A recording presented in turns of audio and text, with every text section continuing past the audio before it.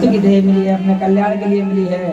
और जिस दिन भी हमें नहीं कहते कि आप जन्मदिन नहीं मनाएं, तो केक काटने को और अपने जिंदगी के दिए जलाने, पहले हम अपने जिंदगी के जैसे हमारी उम्र 20 साल की होती है, हम 20 मोमबत्ती जलाते हैं और बुझा देते हैं। तो मोमबत्ती बुझाने का केवल यही मतलब है प्रभु कि हमने अपने जीवन के 20 वर्ष ऐसे ही बेकार में ही बता दिए, इसलिए मोमबत्ती हम जलाते हैं। सजनों, हमारा कहने का भाव यही है कि जिस दिन हमारा जन्मदिन हो उस दिन हमें भगवान से प्रार्थना करना चाहिए, देवालय शिवालय में जाना चाहिए कि हे प्रभु अब तो अबलो नसानी अब न सही है। मतलब प्रेमानंद जी महाराज हैं, हमारे ब्रज के बहुत अच्छे संत हैं और अक्सर वो ये बात कहा करते हैं कि मनुष्य जाने अनजाने में गलतियां हो जाती हैं, और जब मनुष्य को अपने आप में लगे कि हाँ मैंने कोई गलती करी है, भले कितना ही बड़ा अपराध हो जाए, पर मनुष्य भगवान के सामने जाए और जाकर के साष्टांग लेट जाए और कहे कि हे प्रभु अपना नशा अबलो नसानी अपना नसैये। मतलब हे प्रभु हमसे जीवन में जो गलतियां हुई तो हुई, पर अब हम उन गलतियों को दोबारा से जीवन में नहीं दोहराएंगे। हे प्रभु हमारे अपराधों को क्षमा कर दीजिए। तो जिस दिन हमारा जन्मदिन हो उस दिन हमारे लिए भगवान से ऐसी प्रार्थना करना चाहिए। सजनों, हमारा विषय यह नहीं है, लेकिन वो तो बात आई तो हमने आपको बताया। आज भगवान ने कहा कि आज लाला आज बलदाऊ जी हमारे साथ में गैया चराने नहीं आएंगे। आज खुद रहो दादा, जय श्री राम। आज बलदाऊ जी गाय की सेवा करें, पिताजी की सेवा करें और भगवान की पूजा करें, जिससे ही, क्योंकि गाय में ही सर्वदेव विराजमान है। तो भगवान ने कहा कि बलदाऊ जी आज गाय की सेवा करेंगे और घर पे रहेंगे, माता पिता के साथ बैठेंगे। बोले ठीक है। सजनों, भगवान का तो काम था, जहाँ भी जाते एक नई लीला करते। भगवान ने गाय को चरने के लिए छोड़ दिया, फिर भगवान ने कहा कि भैया ठीक है, गाय अपना काम करने अपन अपना काम करो। क्या काम किया भगवान ने? क्या काम किया था भगवान ने? क्या काम किया? भगवान ने अपने टीम से कहा कि भैया चलो आज अपन क्रिकेट खेलेंगे। तब भगवान ने लीला के माध्यम से क्रिकेट खेली, और क्रिकेट खेलने के साथ साथ सजनों ऐसी कथा दिया सब लोग जानते हैं। क्रिकेट की लीला के माध्यम से भगवान सभी अपने भक्तों के लिए काली दह पर ले गए और वहां पर क्रिकेट हुआ, और भगवान स्वयं सबसे पहले बैटिंग करने के लिए जाते हैं, और श्री रामा मधुमंगल तो इत्यादि भगवान के सभी सखा क्रिकेट खेल रहे हैं। भगवान ने जैसे ही मधुमंगल बॉलिंग कर रहा था, तो जैसे ही मधुमंगल ने सजनों गेंद फेंकी, कि भगवान ने मिला करके एक दिया, और जैसे एक शॉट दिया तो जाकर के फिर सीधी वो गेंद काली दह में गिर गई। अब यहाँ पर हुआ यूं कि जैसे ही काली दह में गेंद गिर गई, तो फिर मधुमंगल कहता है कि भैया तुमने क्या किया? बोले क्यों? बोले तो गड़बड़ हो गया। बोले क्या गड़बड़ हो गई? कि बोले तुमने वो गेंद काली दह में फेंक दी। बोले क्यों? बोले क्या बात है, गेंद चली जाने दो। गेंद यदि चली गई तो आ जाएगी। नहीं, हम तो ब्रज के सबसे बड़े रहे वृंदावन में, क्योंकि नंद बाबा ही सबसे बड़े आदमी थे। बोले जिसकी गेंद एक के बदले दो दे देंगे। बोले भैया एक के बदले दो तो ठीक है, पर यह गेंद बहुत ही बड़े अड़ियल व्यक्ति की गेंद है। बोले किसकी है? बोले श्री रामा। और श्री रामा कौन है? श्री रामा हमारी लाडली राधा जी के भाई है। बोले वो व्यक्ति भी बहुत ही विचित्र है। बोले तुम सामने बोल देना। श्री रामा जी आए। बोले भैया गेंद कहाँ है हमारी? बोले गेंद तो गई। बोले गेंद कहाँ गई? बोले वो तो यमुना जी में चली गई। बोले अब तो लफड़ा है। बोले गेंद तो हम वही लेंगे। सजनों, धीरे धीरे आप सबने देखा होगा भगवान ने वहां लीला करी। भगवान ने कहा श्री रामा भैया एक काम करना, एक गेंद के बदले दो गेंद ले लो। श्री रामा कहता है नहीं, हम गेंद लेंगे तो वही लेंगे, दूसरी गेंद हम नहीं लेंगे। भगवान ने कहा भैया गेंद में भाई चाहिए, तो फिर कहेगी उपाय। बोले क्या? बोले हम काली दह में कूद जाते हैं और कूद कर ले आते हैं। सजनों, सभी सखाओं को लगा के मजाक कर रहे होंगे, पर वो तो परमपिता परमेश्वर थे।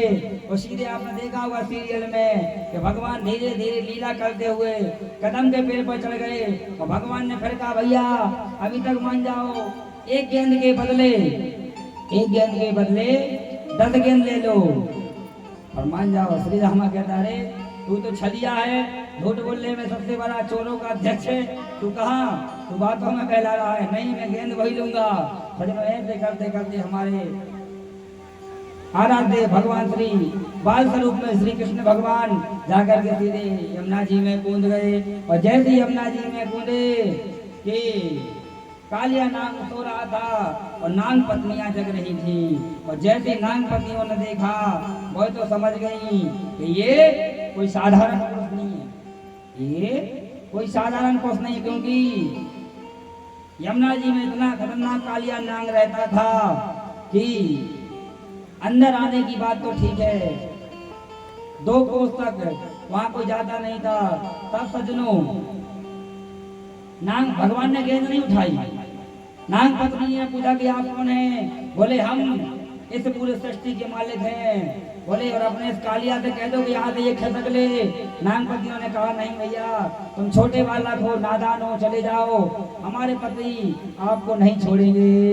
बोले अब छोड़ेंगे क्यों नहीं, हम आज उन्हीं को नहीं छोड़ेंगे, उन्हीं को भगा करके मार लेंगे। सज्जनों जैसे ही नाग पत्नियों का और भगवान का संवाद चल रहा था कि कालिया नाग जो सो रहा था वो उठ गया। और उठने के बाद में सज्जनों आप सब लोग जानते हैं कथा को, क्योंकि आज हमें भगवान के द्वार तक पहुंचना है। तो संक्षिप्त में इतना ही, कालिया नाग के साथ में भगवान का थोड़ा सा युद्ध हुआ, आप लोगों ने देखा होगा। और अंत में जब कालिया नाग समझ गया कि ये तो साक्षात, ये तो हमारे ऊपर शयन करते हैं, ये तो नारायण के अवतार हैं, तब जा करके सज्जनों ऐसी कथा आती है कि कालिया नाग ने फिर क्षमा मांगी और कहा, भगवान ने कहा कि जाओ, जाकर के अपने आप लोक में जाओ। बोले हम अपने लोक में तो जाएंगे, पर वो गरुड़ हमें अपने लोक में नहीं रहने देता है। कथा तो आप सब लोगों ने सुनी होगी, गरुड़ होते हैं, गरुड़ और सर्प की कमी नहीं बनती। जब रामायण में रामचरितमानस में जब नागपाश से भगवान राम और लक्ष्मण को बांधा था, तब से इनकी दुश्मनी चल रही थी। और जाकर के उन्होंने कहा कि आप चिंता न करो, आज से हमारे पद चिन्ह तुम्हारे मस्तिष्क पर स्थापित हो गए हैं। गरुड़ तुम्हें भगाएगा नहीं, बल्कि गरुड़ तुम्हें प्रणाम करेगा, तुम अपने लोग को जाओ। भजनों इधर यशोदा मैया को भगवान की याद आ गई। और जैसे ऐसी कथा दी है, संतों का मत है कि जब भगवान यमुना जी में कूदे तो यशोदा मैया के हृदय में ऐसी आवाज निकली कि आज लाला के जीवन में कुछ संकट है। तब यशोदा मैया खोज करते करते यमुना किनारे पहुंच गई और देखा कि सारे सखा रो रहे हैं, सब लोग रो रहे हैं। पूछा लाला कहाँ है? बोले लाला तो काली दह में कूद गया है। भजनों चारों ओर मातम समझ गया, लेकिन हमारे परम पिता परमेश्वर नारायण सर्व के ऊपर खड़े होकर के आपने देखा होगा कैसे आ रहे हैं। तब जाकर के संतों ने गाया है, क्या गाया? तांडव गति मुंडन पर नाचत बनवारी, तांडव गति मुंडन पर नाचत बनवारी,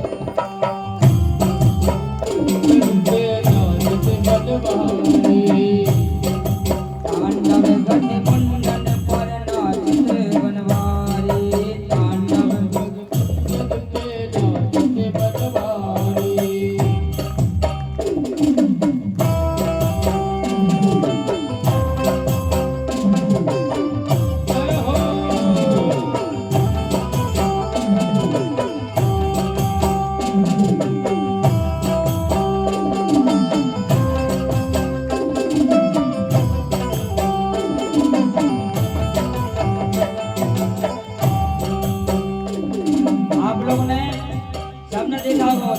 देखा भगवान कैसे नृत्य करते हुए आ रहे हैं, कैसे आ रहे हैं? बम बम बम बम बम बम बम बम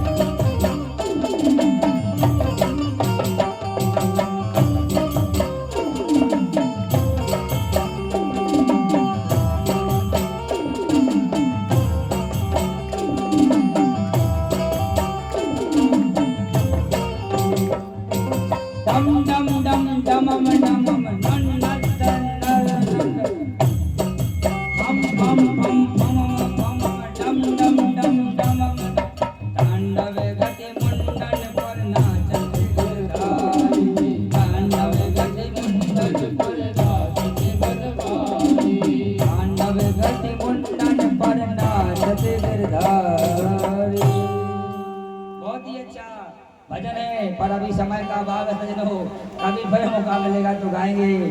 संक्षिप्त में इतना ही, भगवान कालिया नाग पर बैठ करके आए और आकर के जैसे ही देखा सब लोगों ने कहा यशोदा मैया के भी, यशोदा मैया जो बेहोश हो गई थी उनकी बेहोशी खुल गई। उन्होंने कहा अरे लाला जल्दी से नीचे आ जाए, कालिया तुम्हें खा जाएगा। भगवान कहते मैया ये कालिया हमें क्या खाएगा, ये तो हमारा बहुत पुराना चेला है। तब सजनों को नहीं दिक्कत आती है, अंत में भगवान नीचे आ जाते हैं और इसके बाद में जो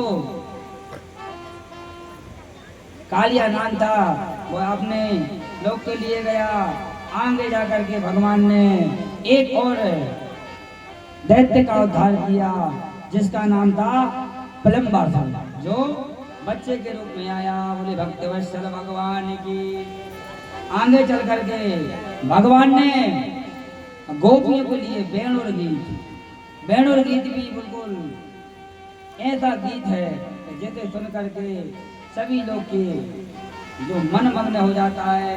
इसके बाद भगवान कहते कि राजन आगे चल के आज भगवान एक और लीला करते हैं। क्या लीला करते हैं? चीर हरण की। हेमंत पथ में मासे नंद ब्रज कुमारिका, चीरोहत भुजाम नत्यम कात्यम नश्यम व्रतम।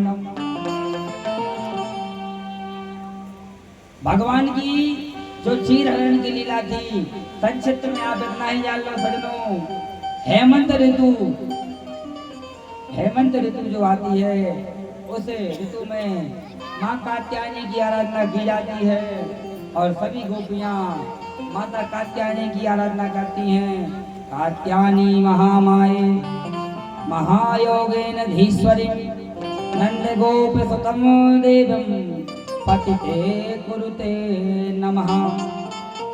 गोपियाँ कात्यायनी जी के मंदिर में जाती हैं और जा करके भगवान से प्रार्थना करती हैं, माँ कात्यायनी से प्रार्थना करती हैं। हे माँ, हमने आपसे कुछ नहीं मांगा, बस हम तो यही चाहते हैं नंद गोप सुतम देवी पतिते कुरु में नवा, मतलब नंद के जो लाल है यह हमें पति के रूप में मिल जाए। सजनों एक दिन भगवान इनके लिए मिल गए और आप हमने कथा को सुना है। भगवान ने कहा अरे गोपियों, हमें पता है कि तुम लोग माँ कात्यायनी की पूजा करने के लिए जाती हो और जाती हो तो क्या तुम हमें वहाँ पति के रूप में मांगती हो।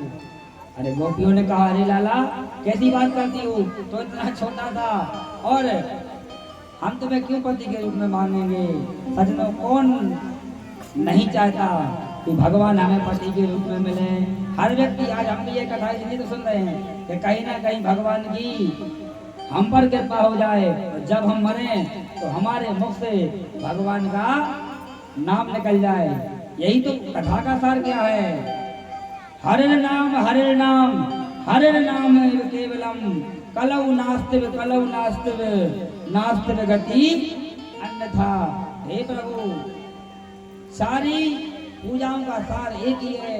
चाहे आप किसी भी पूजा को लेना, किसी भी कथा को ले लेना, सबका सार है तो केवल सार एक है। हे प्रभु, जब भी हमारा अंत समय आए तो जब अंत समय आए तो प्रभु संसार हमें ना दिखे, केवल आप दिखें। इसके लिए तो ये सब कथा होती है। सजनों भगवान ने कहा गोपी वो सब तो ठीक है, तुम खीर हमें मांगो, पर तुम्हारा जो स्नान करने की पद्धति है ठीक नहीं है। बोले गोपियों हमें पता है कि तुम लोग रात्रि में जाती हो और यमुना जी में निर्वस्त्र होकर स्नान करती हो। निर्वस्त्र होकर स्नान करना कहीं ना कहीं वरुण देव, जल में किनका वास रहता है? वरुण देवता का। तो वरुण देवता का अपराध है। तो सजनों जब गोपियां नहीं मानी तब ऐसी कथा आती है कि भगवान ने फिर भगवान ने फिर जाकर के गोपियों के वस्त्रों को चुराया और अंत में जब गोपियों ने भगवान से क्षमा मांगी तो भगवान ने फिर वस्त्र दे दिए। श्याम सुंदर ते दास्यम कर्माम तदोदितम देहि वस्त्रम धर्मोनु नो चेद राजे महे। गोपियां कहती हैं हे नंद के लाला कन्हैया, श्याम सुंदर ते दास्यम, मतलब हे कन्हैया हम तुम्हारा दासत्व स्वीकार करते हैं और तुम जो कह रहे हो वो ठीक है। और अब हम आज के बाद कभी भी जलाशय में निर्वस्त्र होकर स्नान नहीं करेंगे। आप हमें क्षमा कर दो। बोलो भक्त वत्सल भगवान की जय हो। आगे चल के सजनों भगवान और भी लीला करते हैं। लीलाएं तो भगवान ने अनेकों की आप सभी लोग जानते हैं, पर कथा के माध्यम से केवल आप इतना ही जान लें कि भगवान की हर एक लीला में कोई ना कोई कारण छुपा है। और कारण ऐसा नहीं कि भगवान ने जो भी लीला करी वो अपने लिए करी। भगवान ने जो भी लीलाएं और जो भी प्रयत्न किया वह सब हमारे लिए किया। क्योंकि आज का जो आदमी है वो कर्म बाद में करना चाहता है, फल पहले चाहता है। तो भगवान ने जो लीलाएं करी वो इसलिए करी कि भैया देखो यह करने से यह होता है और यह करने से यह होता है और ऐसा करने से ऐसा होता है। इस प्रकार से भगवान लीला करते जाते हैं। सुखदेव जी भी राजा परीक्षित प्रश्न करते हैं कि भगवान ने गोवर्धन लीला किस लिए की।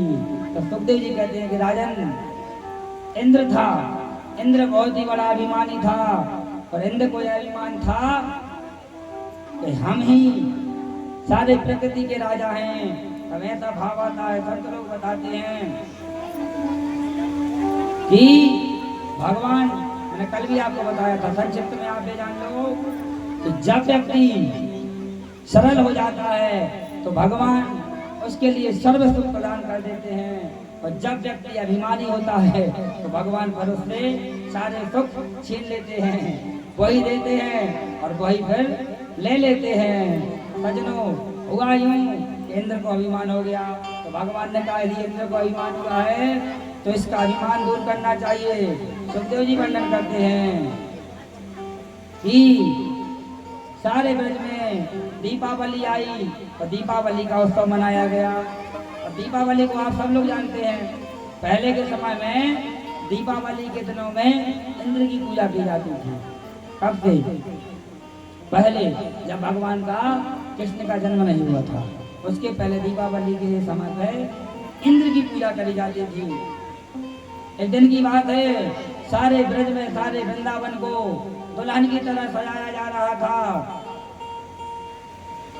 सारे ब्रज को दुल्हन की तरह सजाया जा रहा था। तब जाकर के भगवान ने नंद बाबा से पूछा कि बाबा आज आखिर इतना क्यों सजाया जा रहा है, क्या कारण है? तब नंद बाबा कहते हैं कि लाला आज ये दिन इंद्र की पूजा की जाती। बोले इंद्र कौन है? बोले इंद्र की वजह से तो ही वर्षा होती है और जब वर्षा होती है तो हमारे खेतों में हरी भरी फसल होती है। पारजन्यो भगवान इंद्रो मेदस्य श्यामलतया तेने विभन्ति भूतानां देवीणं जीवनं पया।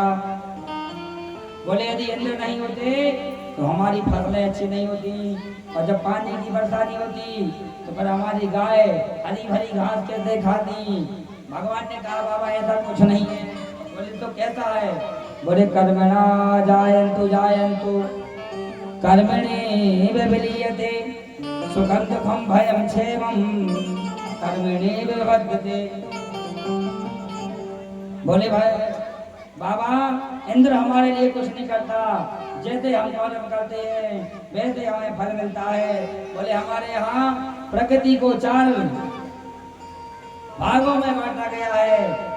4 प्रकार की ऋतुएं होती हैं, ठंड होती है, गर्मी होती है, बारिश होती है और एक और मौसम रहता है, ये हरा भरा मौसम। तो मौसम अपना काम करता है, प्रकृति अपना काम करती है। बोले आज के बाद हम इंद्र की पूजा नहीं करेंगे। यदि हमें पूजन करना है तो किनकी पूजन करना है? बोले हमें आज से बाबा गोवर्धन महाराज की पूजा करेंगे।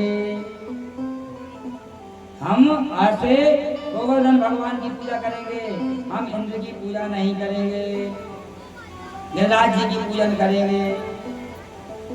नंदे बाबा कहते लाला वो सब तो ठीक है, पर ना तो गिरिराज का हमने कभी नाम सुना, न गोवर्धन जी का नाम सुना। बोले जो वृंदावन में 84 कोस का जो ब्रज का क्षेत्र है उसमें गोवर्धन पर्वत है, बोले हम उनकी पूजा करेंगे। धीरे धीरे सजनों, पंडित जी थोड़ी सी भगवान का पूजन करा देना, आप आ जाइए।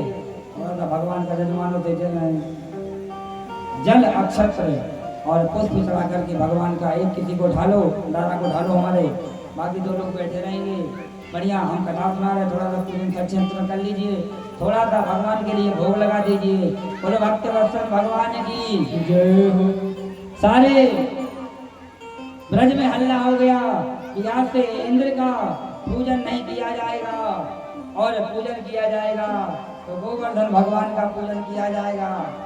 फिर भगवान कन्हैया ने कहा कि जाइए सारे ब्रजवासी सुंदर सुंदर पकवान बना करके लाइए। क्या? खीर और चन की खीर मोहन, खीर सा खुरमी बनाई, खीर रजवा जलेबी कला कंदे वालू साई बनाई। मतलब गोवर्धन भगवान के लिए 56 प्रकार के भोग लगाए गए। सजनों, हम तो अक्सर कहते हैं कि भगवान को बनावटी फल पसंद नहीं है, भगवान तो भाव के भोगे हैं। पत्रम पुष्पम फलम तो यम, भाव से दिया भगवान को पत्र पुष्प फल दे दो, वो उसमें भगवान पसंद हो जाते हैं। और आप अभिमानवश यदि भगवान को 56 प्रकार के भोजन भी लाते हो तो भगवान उसे स्वीकार नहीं करते। धीरे धीरे सजनों ऐसी कथा आती है कि सारे ब्रजवासियों ने सुंदर सुंदर व्यंजन बनाए और फिर सांडल मुनि आए, और सांडल मुनि आए, सारे ब्रजवासी लोग तैयार होकर के आ गए और सांडल मुनि आए, उन्होंने मंत्र पढ़ना प्रारंभ किया। हरि ओम महा सहस्र शिरखा पुरखा सहस्त्राक्षः सहस्रपाद सभूमिगुम सर्वप्रतिष्ठा दशांगुलम।